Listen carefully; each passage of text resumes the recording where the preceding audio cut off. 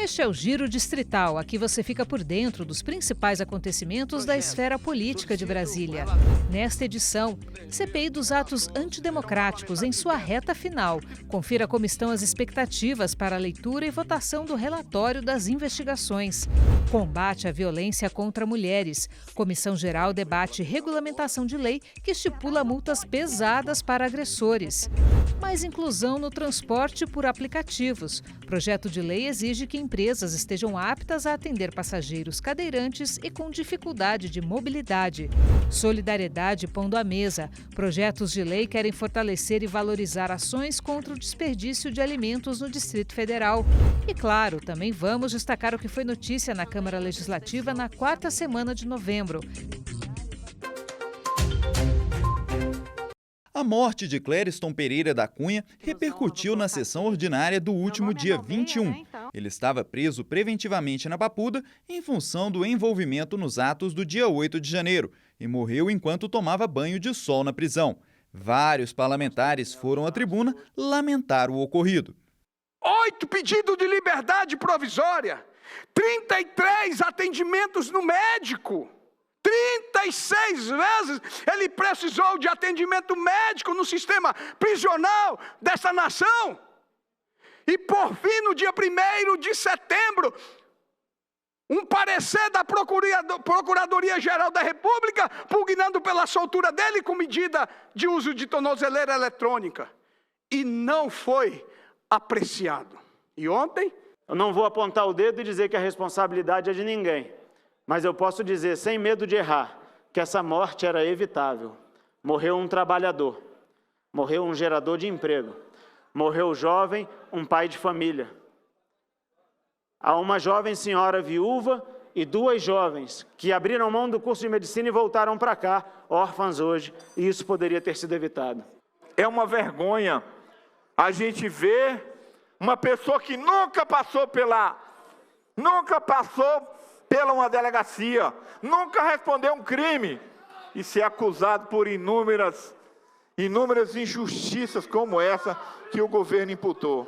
Uma covardia, e vão carregar nas suas mãos o sangue desse inocente. O Supremo Tribunal Federal vai pagar por essa injustiça, por essa maldade cometida a esse cidadão e outros, mas que estão lá presos, que estão morrendo. O presidente da Comissão de Direitos Humanos, deputado Fábio Félix, solicitou que a Secretaria de Administração Penitenciária investigue as causas da morte e apure as eventuais responsabilidades pelo episódio em até 30 dias. Acho que é uma tragédia muito grave que precisa ser investigada pelo Estado. Eu não sou um defensor de direitos humanos de oportunidade. Eu sou um defensor de direitos humanos sempre e de qualquer pessoa.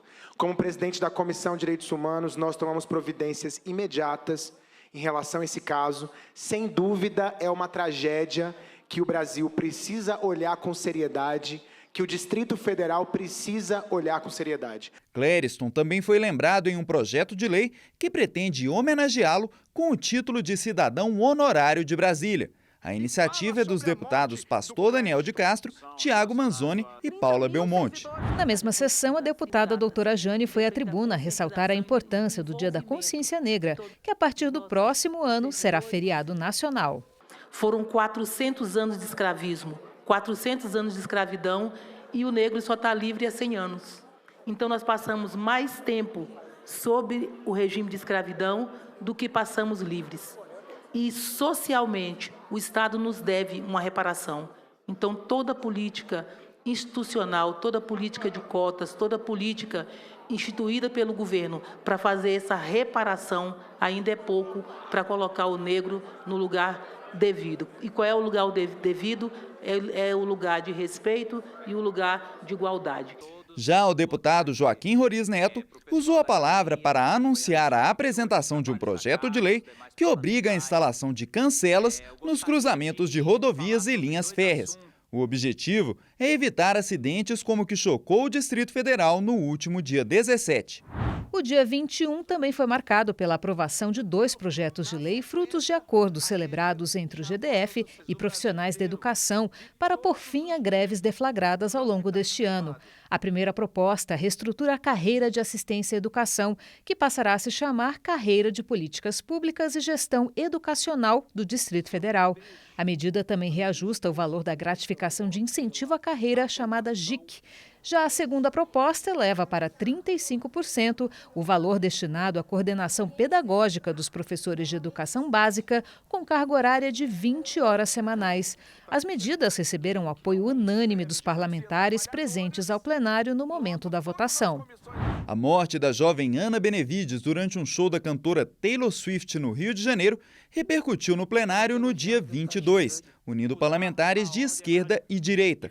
Para garantir que a tragédia não se repita aqui no DF, os deputados Gabriel Magno e pastor Daniel de Castro apresentaram projetos de lei para permitir a entrada de garrafinhas e o acesso gratuito à água em eventos públicos e privados no DF.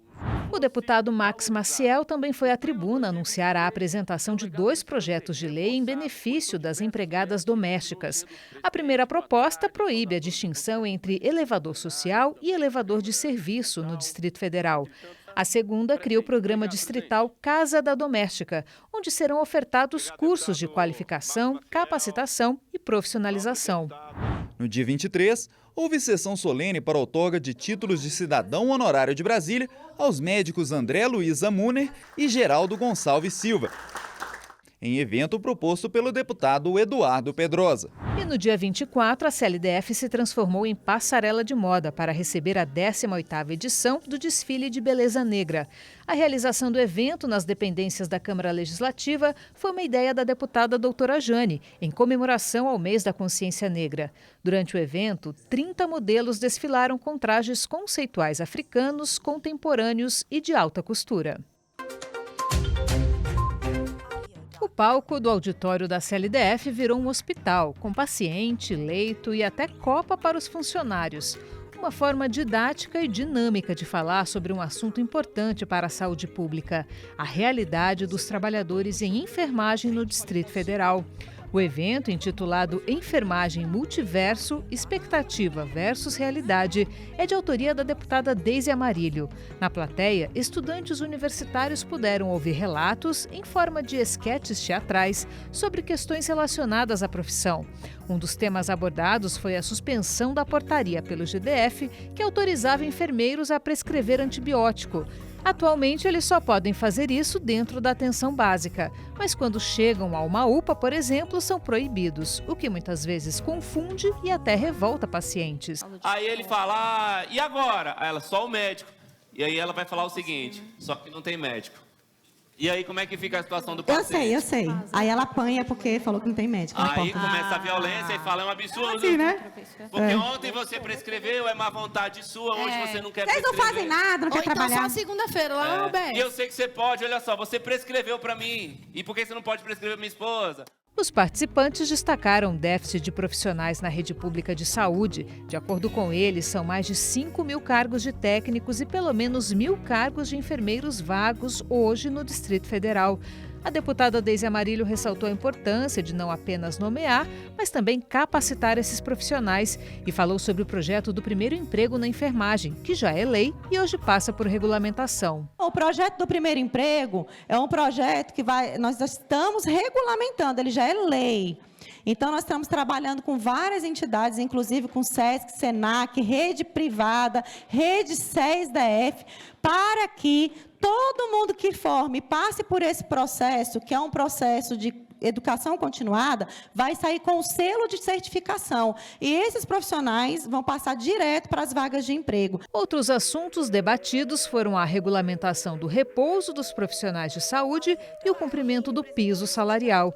Os temas também foram abordados com humor e teve até show de stand-up temático da enfermagem. Para os organizadores, a realização do evento é uma forma de cuidar daqueles que cuidam. Nós estamos presentes na vida das pessoas desde o nascimento até o último dia de vida. Vocês já pararam para pensar que a última pessoa que alguém vai ver na vida somos nós? Ela teve uma vida inteira, ela viveu momentos, conheceu pessoas, mas a última pessoa, o último grito de socorro que ela vai, às vezes, dar, olhando nos nossos olhos, somos nós. Então, continuem exercendo essa profissão maravilhosa, estudem bastante, sejam bons profissionais. Muito obrigado, eu sou enfermeiro sincero.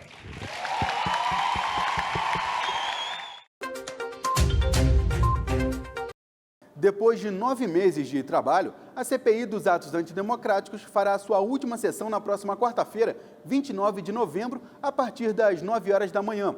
O colegiado tem a missão de investigar e apontar os responsáveis pelos vandalismos praticados em Brasília nos dias 12 de dezembro de 2022 e 8 de janeiro deste ano. O relator da comissão, deputado Hermeto, vai apresentar o relatório final para ser debatido e votado pelos 7 deputados titulares da CPI. Para o documento ser aprovado, é preciso pelo menos 4 votos favoráveis. Meu relatório vai estar extremamente preciso no que for. E eu acredito que eu terei votos da esquerda e votos da direita para aprovar o meu relatório, porque ele vai estar extremamente conciso, coerente, imparcial e, acima de tudo, técnico. Eu reservei o plenário da Câmara para o dia inteiro da quarta-feira, dia 29. A gente espera, ao final, sair com um relatório aprovado, um relatório que atenda às expectativas que a sociedade depositou sobre essa CPI.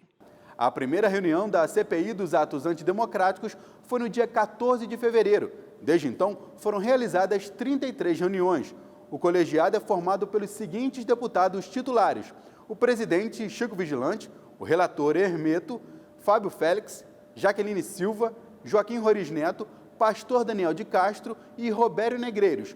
Já os deputados suplentes são Gabriel Magno, Yolando, Martins Machado, Max Maciel, Paula Belmonte, Pepa e Tiago Manzoni. A transmissão da sessão deliberativa na próxima quarta-feira, 29 de novembro, terá transmissão ao vivo pela TV Câmara Distrital, no canal aberto 9.3 e nos canais a cabo, 11 da NET Claro e 9 da Vivo, além do nosso canal no YouTube. Unir agressores de mulheres onde mais dói, no bolso.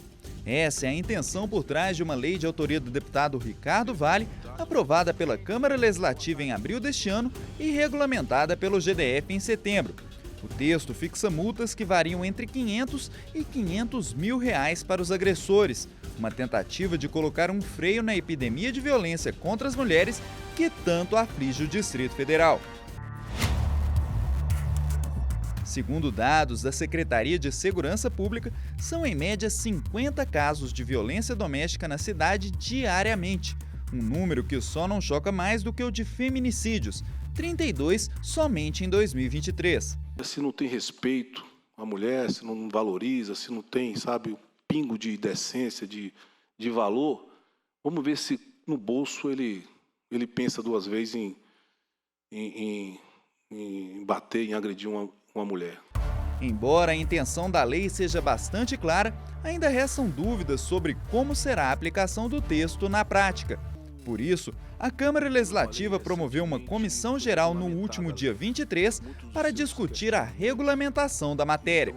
Especialistas presentes apontaram lacunas nas regras atuais, que precisam ser corrigidas para não inviabilizar a efetividade da legislação. A lei não diz quem é que vai operacionalizar e como é que vai ser feito isso.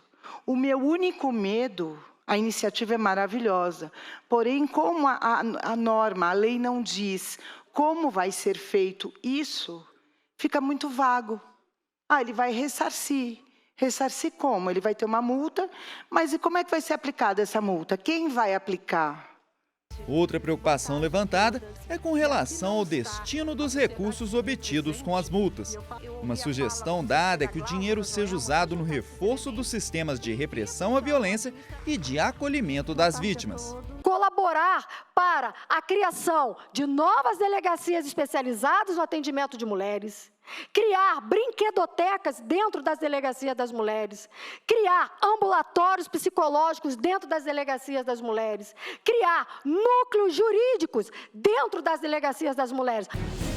Em meio a sugestões, uma opinião é unânime. A sociedade precisa investir mais em ações educativas de enfrentamento ao machismo, a raiz de todos os problemas. Talvez se eu tivesse lá, na minha infância, na minha juventude, dentro da sala de aula, discutindo, né, os direitos das mulheres, entendendo que as mulheres têm que ter os mesmos direitos que os homens, que elas têm que ser tratadas da mesma forma que nós, que elas têm as mesmas vontades, que elas têm que ser respeitadas, e o direito delas é o mesmo direito que o nosso. Talvez se a gente tivesse na escola, né, essa formação, tivesse feito esse debate lá com os nossos coleguinhas, com as nossas amiguinhas, talvez hoje a gente não teria uma sociedade tão violenta como a gente tem hoje. Os homens precisam compreender que não é normal ter controle sobre a vida da mulher, sobre a sua privacidade, suas redes sociais, suas roupas. Enquanto eles não entenderem isso, a gente vai estar falando no vazio, porque não somos nós, mulheres, que fazemos isso, são eles. Eles precisam compreender isso. E cabe a nós, mulheres, entendermos que não é normal apanhar, que não é normal ser xingada, que não é normal viver num ambiente de violência. Então, cabe a nós, mulheres, encorajarmos umas às outras a sair desse ciclo de violência. O momento de espera pela chegada de um carro que atende a serviços de transporte por aplicativo é tenso para esta jornalista. Desde que perdeu os movimentos das pernas há 8 anos, depois de sofrer um acidente de trânsito, Mariana conta ser comum ter as suas viagens canceladas pelos condutores.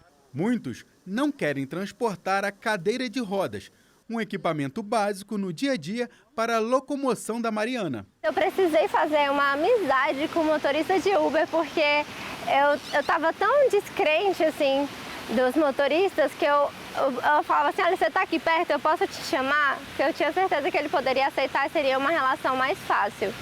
Sem conhecimento, eles temem que a cadeira de rodas possa danificar o carro. Uma pergunta que sempre é feita para a jornalista é: a cadeira vai? Essa daí é batata, assim, que atire a primeira pedra, um cadeirante que nunca ouviu essa. Perguntar se a cadeira vai é capacitista, porque a gente precisa dela para se locomover, a gente pediu o transporte com ela, né? Mas além disso, tem muita má vontade, vários motoristas já cancelaram a viagem, já falaram que não dava para levar, para chamar outro motorista, que o carro era pequeno, mesmo eu sabendo e já tendo pego outros carros menores, inclusive, e tentando convencê-lo, eles não fazem questão nenhuma de se abrirem para me levar, sabe?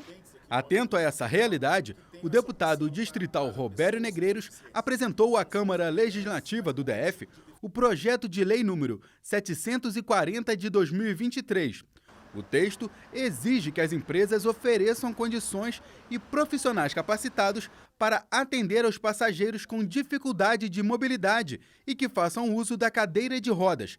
A penalidade pelo descumprimento pode chegar a uma multa de R$ 5.000. Justamente essa questão do constrangimento. Então, motoristas recusando as corridas quando se chega, né? Isso aí é uma questão muito complexa.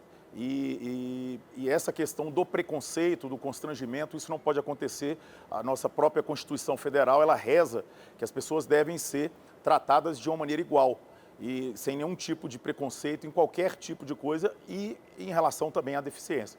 Então, a ideia é justamente para que tenha essa opção de carros adaptados, para que se possa dar essa opção às pessoas com deficiência. É um avanço, né? Com certeza, é um avanço tanto para a gente começar a ter mais espaço e ser respeitado, né? Nessa questão de solicitar com mais segurança de que as pessoas vão ser realmente criminalizadas ou punidas caso elas recusem. Porque muitas vezes eu já fui rejeitada quando o motorista viu que eu era cadeirante e cancelou a corrida e eu não consegui denunciar dentro do aplicativo, tendo que ir numa delegacia. Eu acho que com essa nova legislação eles vão ficar mais conscientes também, né? Quando dói no bolso, realmente as coisas funcionam mais rápido. Este motorista de aplicativo não terá grandes dificuldades quando a lei entrar em vigor. Quem dera, Mariana terá sorte de encontrar, toda vez, profissionais assim. O Daniel demonstrou ter consciência e sensibilidade no trato com a pessoa cadeirante. Como a gente pode ver, a cadeira de rodas é leve e pode ser desmontada.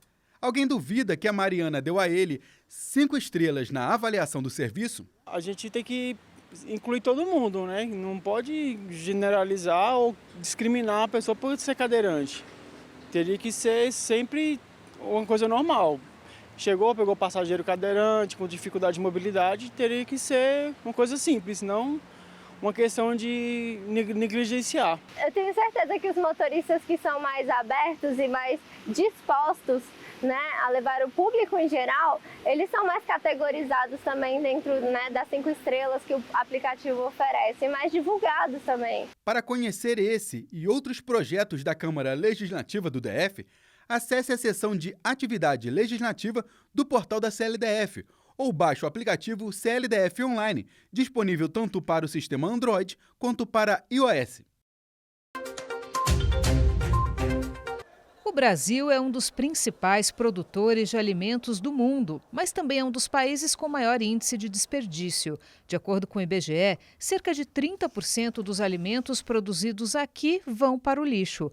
No Instituto Doando Vida, localizado na Estrutural, existe todo um cuidado com o alimento que vai para a mesa das 78 crianças acolhidas. De acordo com a diretora, uma alimentação nutritiva e sem desperdícios é uma preocupação levada para as crianças e suas famílias. Quando as crianças chegam aqui e suas famílias, a tendência é rejeitar alguns alimentos, né? Estragar os alimentos, porque para eles estão recebendo, tanto faz jogar fora ou não.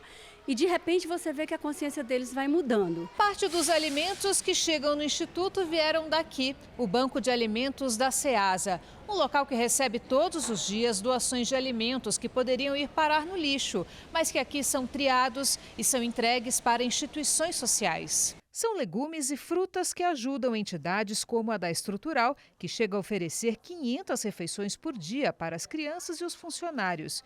Alimentos que transformam vidas. Muitas vezes, né, chegam crianças aqui com baixo peso, né? A grande maioria são crianças aqui da Chácara Santa Luzia. Então, quando a gente vai fazer, nós vamos fazer a pesagem, são crianças ali com baixo peso, bem fracas, anêmicas. Aí a gente faz todo o trabalho de alimentação, de suplementação também, para essas crianças no estado de vulnerabilidade. O Banco de Alimentos da Ceasa beneficia hoje 120 instituições que atendem aos pré-requisitos para recebimento das frutas e legumes. São mais de 80 mil pessoas atendidas mensalmente.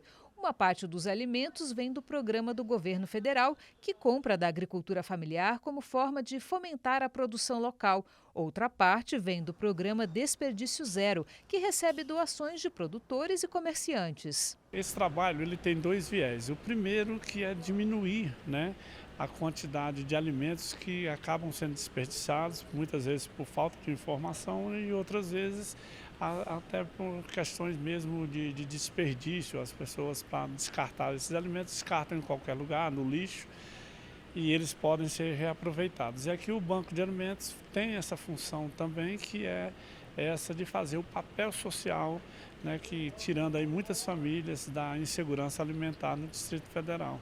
Na Câmara Legislativa, 2 projetos de lei em tramitação na Casa buscam reconhecer e valorizar esse trabalho de combate ao desperdício. Uma das propostas é de autoria do deputado Jorge Viana e prevê a criação de uma política distrital de redução do desperdício de alimentos, que inclui como medida, por exemplo, a criação de novos bancos de alimentos no Distrito Federal.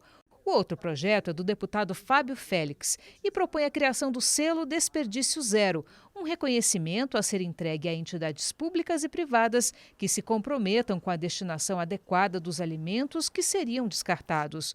O texto prevê uma série de critérios a serem adotados e define o Banco de Alimentos como responsável por conceder o selo. A ideia do projeto é justamente premiar entidades públicas e privadas, incluindo empresas, com o selo Desperdício Zero, focado na alimentação. Então, esses alimentos que seriam descartados são doados para o poder público e são colocados nos bancos de alimentos para distribuição para pessoas em vulnerabilidade social e projetos, mas distribuídos da forma adequada, também alimentos que são adequados do ponto de vista nutricional para essa distribuição. Para a Luciana, mais do que evitar o desperdício, a doação de alimentos é um ato de solidariedade. Se não fosse essa parceria, a gente não teria como atender 80 crianças e 20 funcionários. É muito complicado. Mesmo que a população de Brasília tenha um coração maravilhoso, que doa, a gente tem outras contas a pagar. Né? Tem muita coisa, a energia, a água, pagar os nossos funcionários que são seletistas. Né? Então, o que acontece? Quando o Banco de Alimentos nos ajuda, ele está nos ajudando a manter este lugar, a manter as crianças aqui dentro e saudáveis. Não é só manter, né? Mantê-las saudáveis e felizes. E não se esqueça, para outras informações sobre os trabalhos da Câmara Legislativa, acesse o portal de notícias da Casa.